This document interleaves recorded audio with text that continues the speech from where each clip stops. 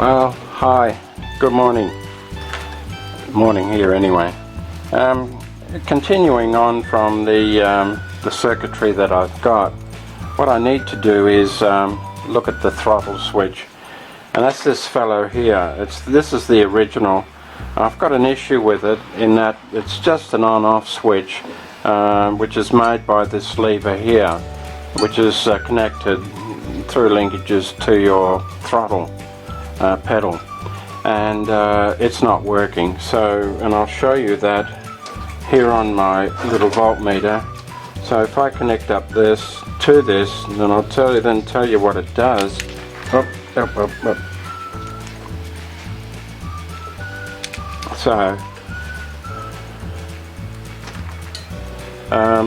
I don't know, you should be able to see those numbers, and they're in the mega ohm range, which means that I've essentially got an open circuit, and it should be reading almost zero, depending on which way I throw this switch. So it's not working. It's original. I did actually paint the outside and cleaned it up somewhat, but it's time to break into it and see why it's not working. What this switch does is that it's in a sense connected to the overdrive switch in the cockpit, and when you make the switch to change gear with the overdrive, it's supposed to sense that you've got your foot on the throttle to start with, and that the pedal is down a certain degree, and that's then as the pedal goes down, this comes up. And as it comes up, it makes this switch. That then connects to a couple of other little switches in the overdrive system, like the centrifugal switch, and one other that I just can't remember at the moment. The other one is the gearbox switch. Okay, so there's these three are linked all together, and so you've got to have one to have the other. To have the centrifugal means that you need the speed to be at a certain level, and you need to have your foot on the throttle. So I imagine what happens every time if you're driving in overdrive, you take your foot off the throttle, this will switch it off. Okay, so that you're coming down into normal gears. So essential to the overall integrity of the overdrive system. And I'm in the process of fitting this so that I can continue with the wiring that I've got. Let's open it up and see why it's not making. I imagine it's probably just, well, I'm hoping it's just dirty contacts, and they need a bit of a clean. So let's do that. I'm going to bring you in much closer for that, so that you can see what I'm doing. Now, in the process, I might end up breaking something. I hope not, but you know, it's either that or nothing. These are quite expensive to replace. I think in the region of some hundreds of dollars, and I'd much rather have this one working. I can't imagine that there's too much in it to you know, to get an on-off situation. So let's do that. Okay, bring you in.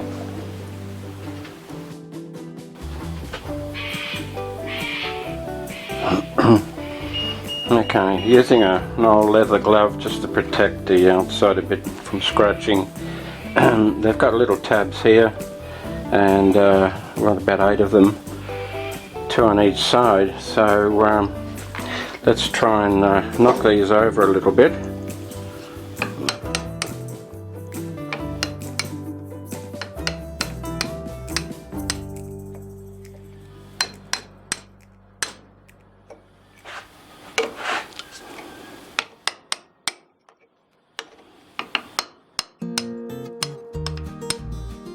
Scratch the paintwork a bit, but I guess I can fix that up and try and open them a little bit more carefully, because I imagine that they might crack. and then we try and lift this off.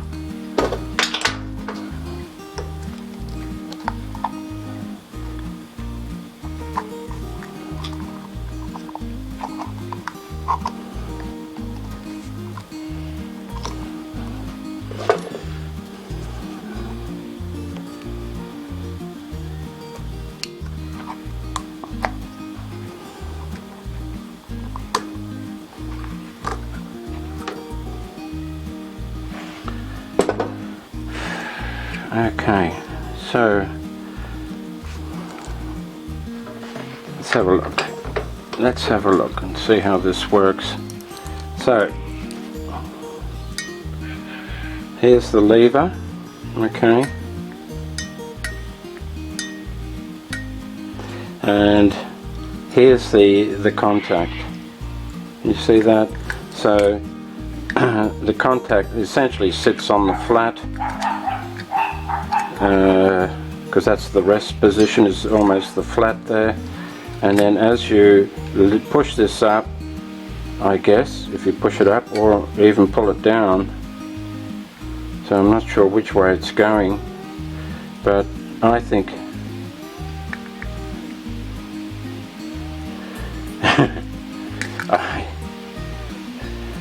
that's rest position, so that sits in there like so, and you've got contact to contact, and that should be contacting right now.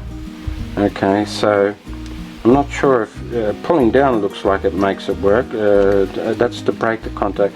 What we need to do is the contact needs to be broken, and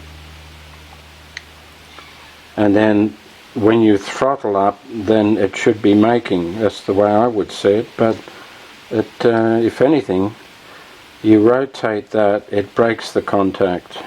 Now that's okay, I'll have to look into that. Alright, so can you see that? So essentially it stays made when it's off in this rest position. Oops, come on, come off. And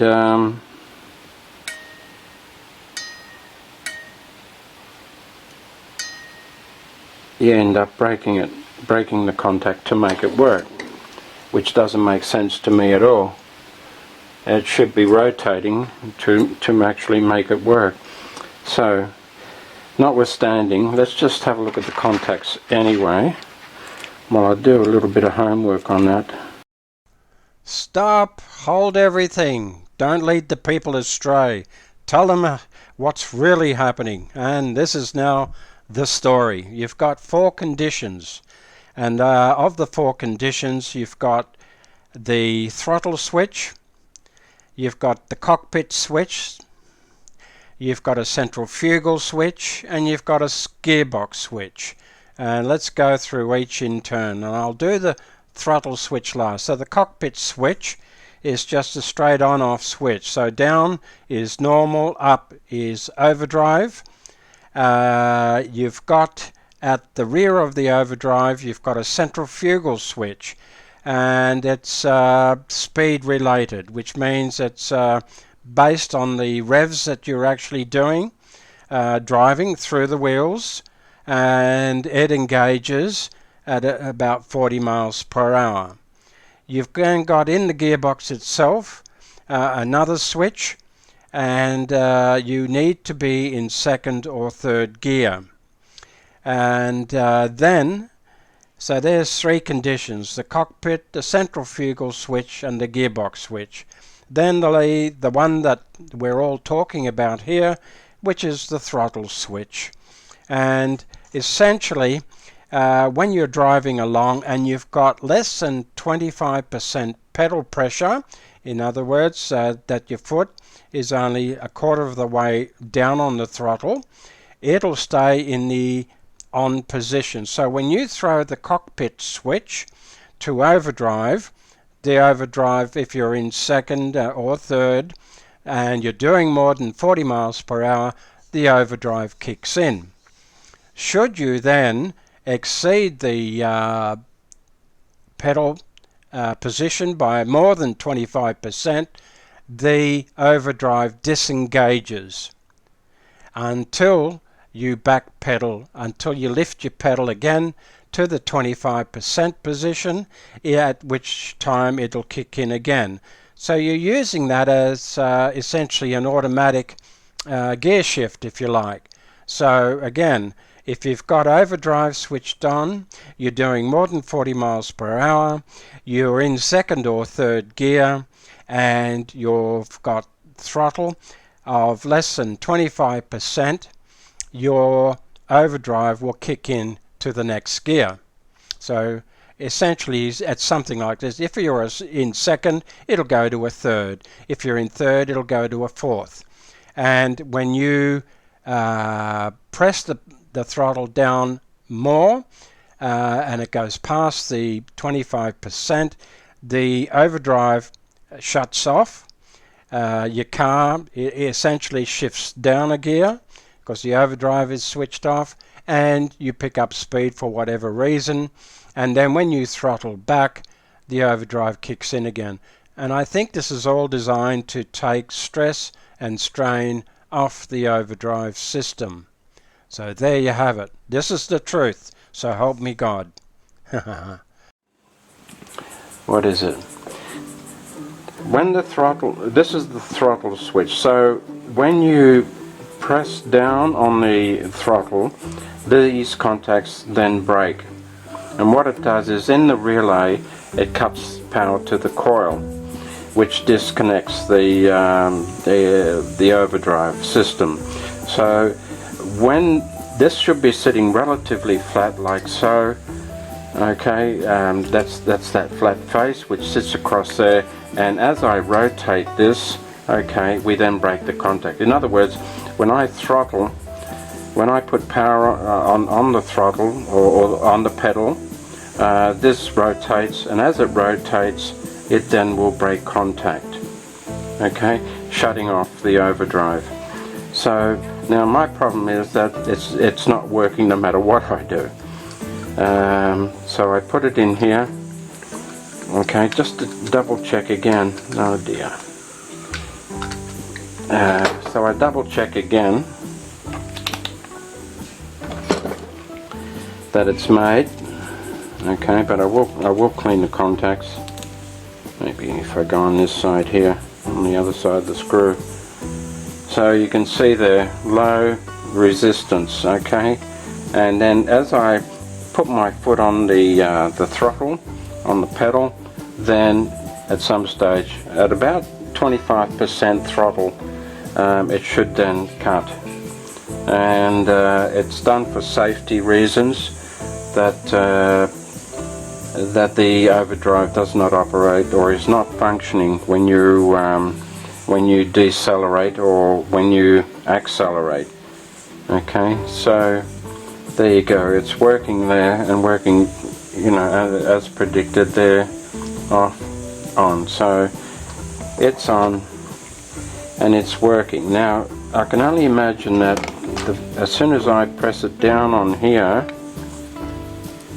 okay, I'm coming down, as soon as I go into here, that it's disconnecting too soon. So if I bend this brass contact a little bit, okay, I want good strong contact here, but I'm touching too soon, and in other words, I'm disconnecting as soon as I put the cover on. I'm disconnecting it. So let me see at how I can adjust that, and with the aid of snipe nose pliers, I've got to try and just lever this from this side of the contact. So I want the strength from there, that's where it's contacting. I want the strength of the contact on this lever, but from here to here, it's I need to bend it back a little bit. Okay, and that's a little bit, maybe a little bit stronger. And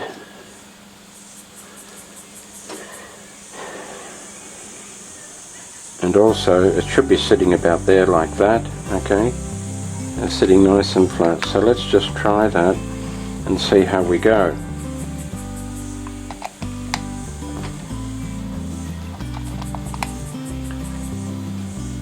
And now see that I'm very high resistance here.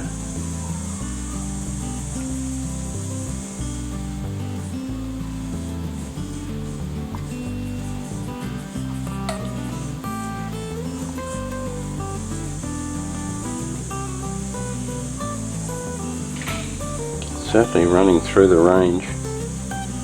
No, that's still connected, or it's still broken, is what I mean.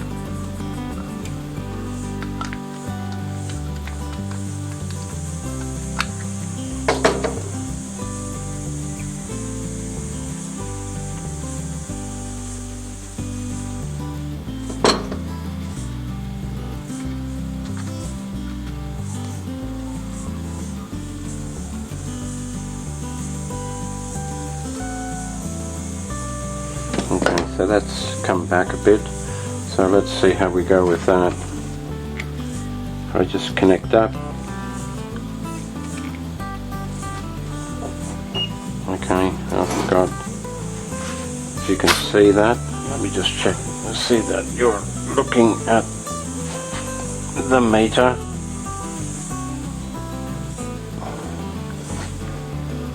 Okay, so low resistance, and if I break that contact, okay, high resistance, and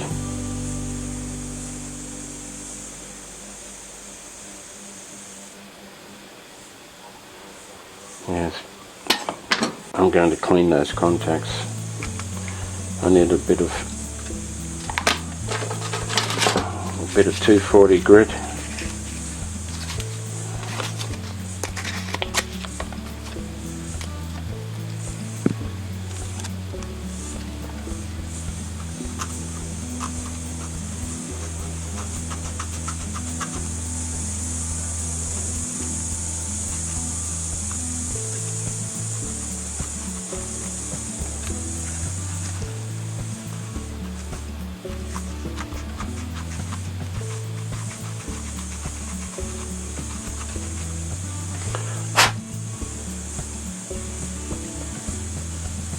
Okay, let's have a look at that.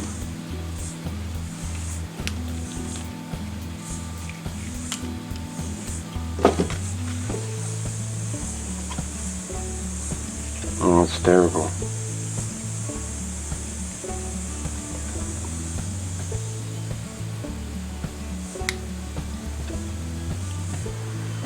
That's terrible.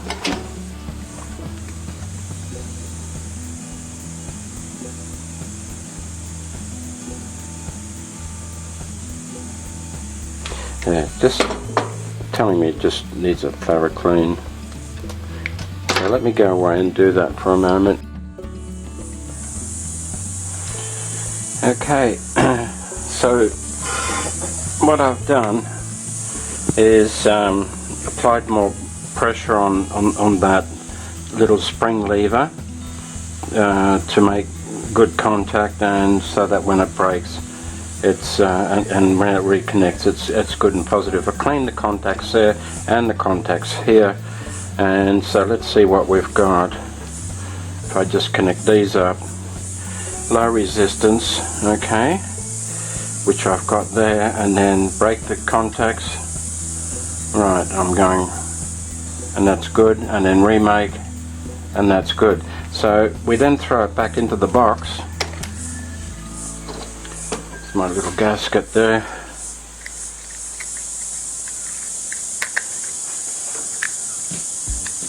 Just making sure you can see that. So there's my lever. It sits this way, and as you press on the throttle, it's supposed to go that way, okay? Because that sits to the right, and by rotating the throttle lever, it pushes that up. So if I now throw that back in there, hopefully it's all going to do what it's supposed to do.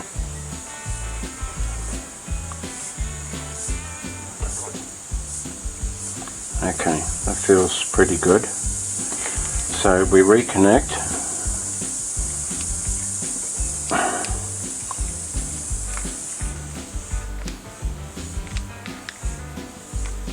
We reconnect,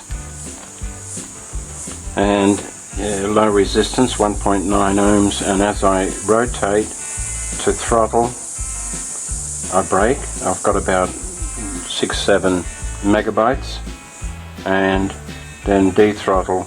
I should be sitting back on the flat of that cam. Okay, so throttle up.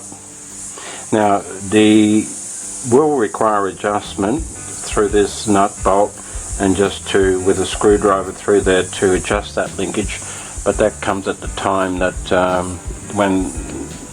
when the throttle and everything else is connected. So you try and get it so that you've got about 25% throttle, and that should actually then break the connection. Okay, and where that is, that'll come at a later date. So that's working and working well. So what we can do is now try and close this up again.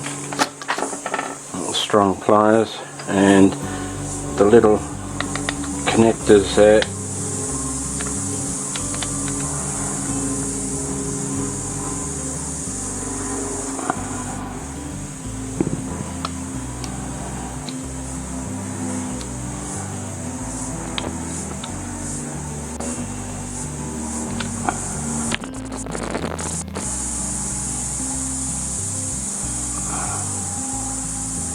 Oh gee, they're on strong.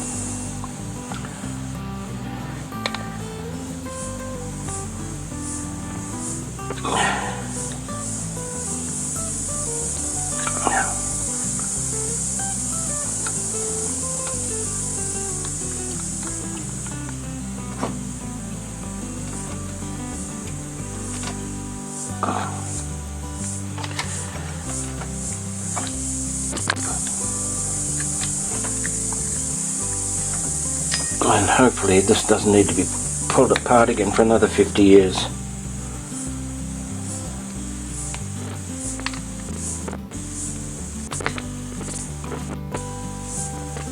Okay. Alright, and just a little clean up and that should be fine, I think. Alright, and then, yep, they're all done up. Haven't broken any, and one final check. Okay, 2 ohms, 1.9, and then you push it up and you break it. Okay, and that's it.